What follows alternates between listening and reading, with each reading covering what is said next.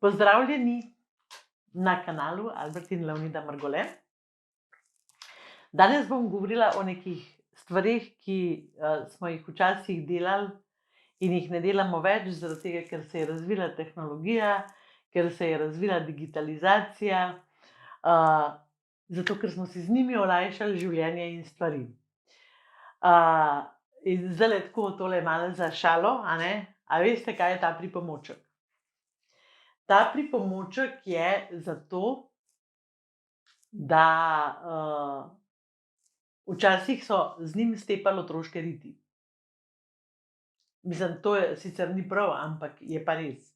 Sicer je bil pa ustvarjen in iznajden zaradi tega, ker so naši stari starši in še moji starši, pa naši prastarši z njim stepali tepihe. To se pravi, to se je obesilo ven čez eno štango in potem smo tolkli po tistem in prah je letel naokrog in veliko ga je padlo seveda nazaj na tepih. In to se je ponavadi delalo ob sobotah. Je pa ta zadeva, ki se ji reče klofar, vedno visela v hiši nekje na vidnem mestu, zato da smo ga videli otroci. Ker ta klofar je pomenil, ko so rekli, boš dobil eno poriti. Da boš dobil eno poriti s tem klofarjem. Sklofala ti bom rit, je bil zelo pogost stavek. Jaz imam sicer veliko srečo, da nisem živela v družini s takšnim vzorcem. Tako da klofar ni padel po moji riti in ni stepal v prahu dol. Se mi pa zdi to grozno, zaradi tega, ker se spomnim, to se je včasih delalo po dvoriščih, kako so jih moji sosedi fasali, koliko mi je bilo hudo to gledati. In to se je seveda tudi zelo poznalo na telesu, pač je povzročilo modrice in tiste klobase. Grozen.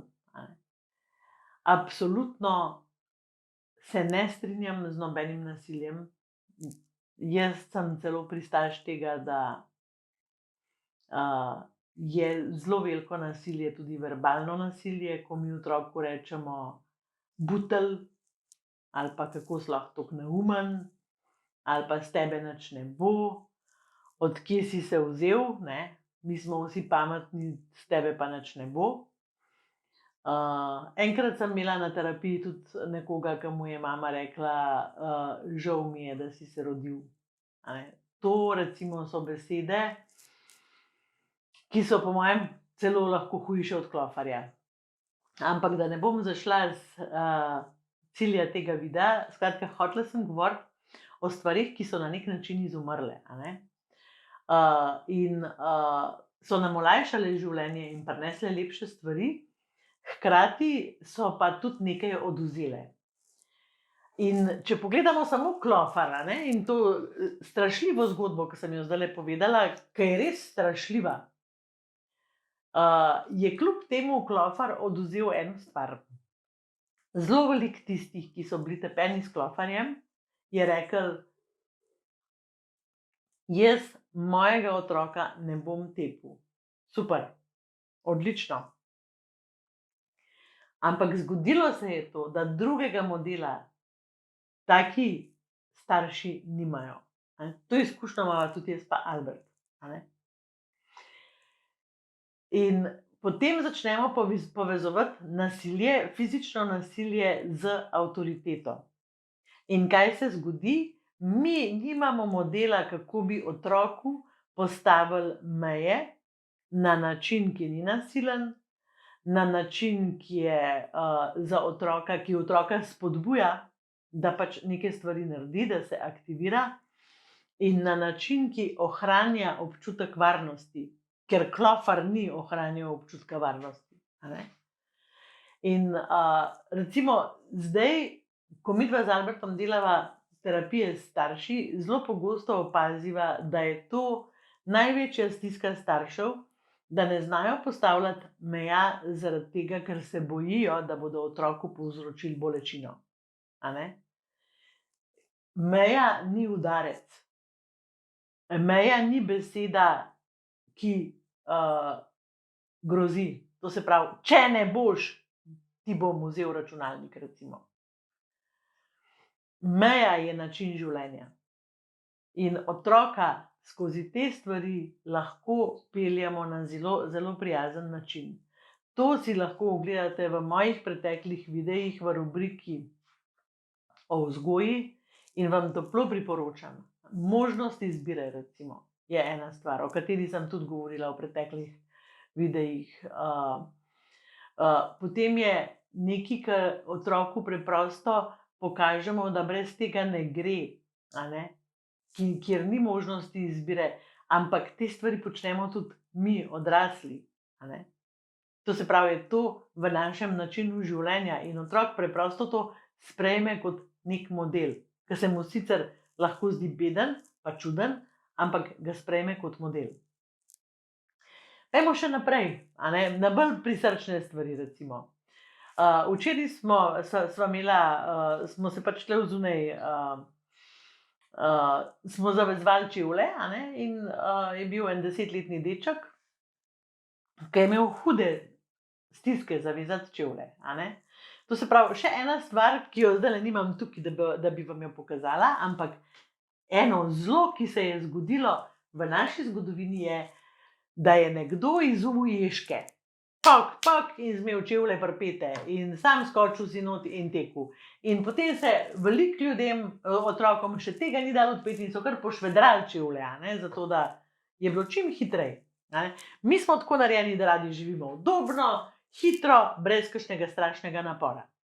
Ko sem jaz bila, recimo, stara 6 let, 5 let, sem začela, kdaj bom šla v šolo, in meni je oče rekel, v šolo greš takrat, ko znaš čevlje zavezati. In potem smo to vadili kot nori, te vozle, mašnice, zato ker potem, ko bom znala čevlje zavezati, bom šla pa jaz lahko v šolo, ker bom že velika punca. Zdaj se zgodi, da je otrok pri 10 letih zelo spreten s tem,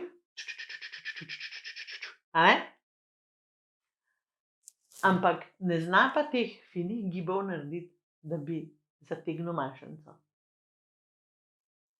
Zato vas na kolenih prosim, tudi če nimate čevljev na zavezovanje, kupite vrvice, učite otroke delati vozle in mašnice, zato ker je to povezano z razvojem naših možganov. Skratka, vsi ti gibi, ki jih mi delamo z rokami, spodbujajo naše možgane in k razmišljanju, in k fleksibilnosti, in k hitrosti. To se pravi, to pomeni, da ena mašnica, ki se jo mi učimo ne vem koliko časa, lahko nam pomaga kasneje, ko smo v stiski, da naši možgani hitreje iščejo rešitev v frontalnem mrežu, ne s temi plazilskimi možgani, ki so nasilni, kadar smo mi v stiski. Tako da, zelo pomembna stvar. Recimo druga stvar, ki počasi izginja z tega sveta, zato ker nam vzame ful veliko časa, so gumbi. To jaz zdajle vidim, ker sem dobila posteljnino od moje mami, in moja mami je imela pač to na gumbe in pač te gumbe je bilo treba šivati, ker so se potrgali stran, ko smo mi spali, in take stvari. In te gumbi, nočna mora, ker so malo večji, zato da se ta posteljnina ponoči ne odpenja. In s temi mojimi prstki, ki so že malo razvajeni in leni, jaz tiste knofe zapenjam 100 let in zraven norim, Pač to bom se stran porezala, to bom dala zadrge narediti in pol si rečem, ne, Leja, ne boš tega naredila. Zato, ker ko gumbe zapenjaš, telovadiš. A veste, to niso samo počepi in sklece, ampak te drobni gibi, odet šivanko in take stvari, v bistvu izumirajo in naši prsti postajajo okorni. Smešno, jaz sem se včasih pisala okorni. No, in naši prsti postajajo okorni. Tako da ježki so sicer super stvar, ker nam olajšajo življenje, ker nam vzamejo manj časa, ampak ob tem pustijo tudi stranske učinke.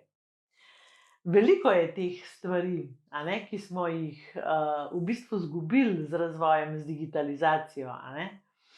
In zanimivo je, da z digitalizacijo in z razvojem pač teh pripomočkov, a ne, smo izgubili tudi zelo veliko v bistvu fizioterapije, a ne. Mešanje testa, recimo, a veste, ko smo jaz se spomnim, babica je 15 minut takole tolkla tisto testo, ke nora, ke je delala potico, a ne. Zdaj imamo za to mašino. Ampak to so vse gibi, s katerimi smo mi veliko prinesli tudi k našemu zdravju in k našemu mentalnemu zdravju. Verjetno je veliko še teh stvari, jaz nočem, da so moji videi predolgi, tako da bom mogoče še kdaj omenila še kaj drugega. Recimo, ena stvar, ki bi jo še rada omenila, preden zaključim, je branje, a ne. Zdaj, vi mene poslušate zdajle, a ne. Branje je res posebna veščina. Branje nam daje nove besede, nam daje ustvarjalnost, nam daje razumevanje pomena besed, nam širi obzorja, da nismo tako zaplankani, in seveda nam tudi daje neko kulturo življenja. Zato bi rada povedala eno stvar. Branje izumira tudi zaradi tega, ker mi otroke, ko se v šoli začnejo učiti brati, silimo, da berejo vsak dan 10, 15, 20 minut, pol ure, medtem ko otrok nas zelo redko kdaj vidi, da kaj beremo. In potem je tukaj še branje knjig, a ne. Knjiga je fizična stvar. Vem, da veliko vas bere na Kindlu. Če imate otroke, vzemite kdaj v roke knjigo, dajte jim model in ne silite otroka, da bere, ampak recite, zdajle imamo 15 minut branja in berite vsi vsak svojo stvar. Zaradi tega, ker nočemo postati roboti, a je tako. Zato je fino, da se mogoče spomnimo kakšne stvari od včasih in jih vseeno počnemo, a ne, ker robotiziranje so sanje digitalizacije. Ampak naj naredijo robota, nas naj pa pustijo, da ostanemo ljudje. Hvala, ker lajkate, hvala, ker šerate, hvala, ker skupaj z mano delate lepši svet. Se vidimo v naslednjem videu. Čau!